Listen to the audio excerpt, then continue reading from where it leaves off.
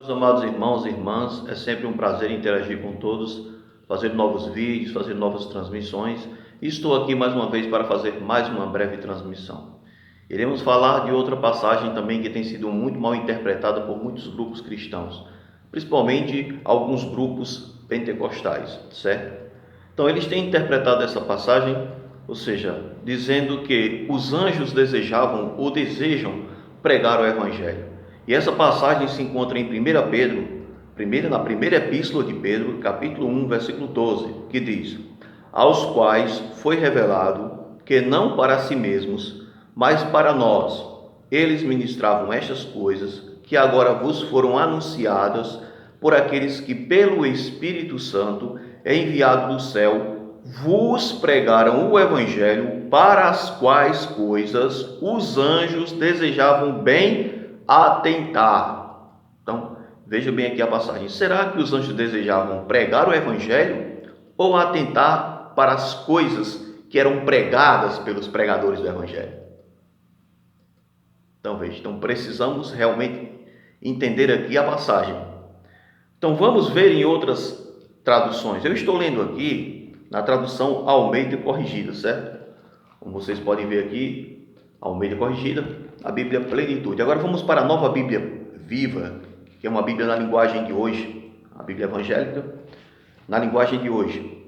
E diz aqui, 1 Pedro 1,12: foi-lhes dito que essas coisas não aconteceriam no tempo deles, e sim muitos anos mais tarde, no tempo de vocês. E agora, por fim, este evangelho foi claramente anunciado a todos nós.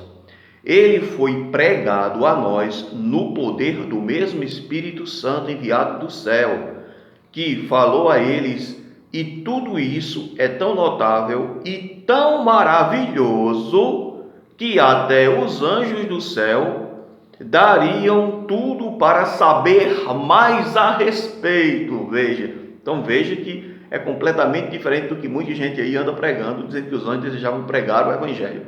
Mas o que eles desejavam, na verdade, como nós estamos conferindo aqui em outras traduções, é justamente ver o resultado, contemplar o resultado dessa anunciação, ou seja, dessa pregação, certo? Ou seja, e não eles pregaram o evangelho. Então não existe aqui, certo? Essa ideia de dizer que os anjos desejavam pregar o evangelho. Isso é completamente fora do contexto e fora da passagem bíblica. A passagem de 1 Pedro 1,12 não fala a respeito disso, de que os anjos desejavam pregar o evangelho, certo? Mas ver o resultado do próprio anúncio do evangelho, da própria pregação, certo? Então veja aqui, vamos para outra versão, que é a 1 Pedro, que está também em 1 Pedro, 1,12, ou seja, no mesmo capítulo, no mesmo versículo. Aqui é na tradução da edição pastoral, tradução católica, certo?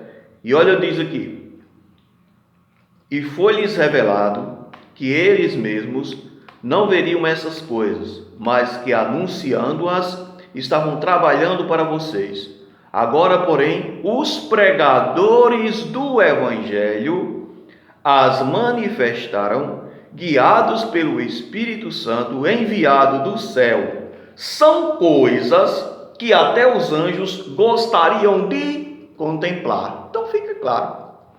Então os anjos gostariam de contemplar, ou seja, o resultado da pregação do evangelho, certo? E não de que os anjos desejavam pregar o evangelho, certo? Então não existe aqui, essa ideia de dizer que os anjos desejavam pregar o evangelho, certo? O que acontece é um mau entendimento, por muitos grupos, principalmente alguns grupos pentecostais, que infelizmente interpretam dessa forma. Mas a Bíblia não está dizendo isso, que os anjos desejavam pregar o evangelho.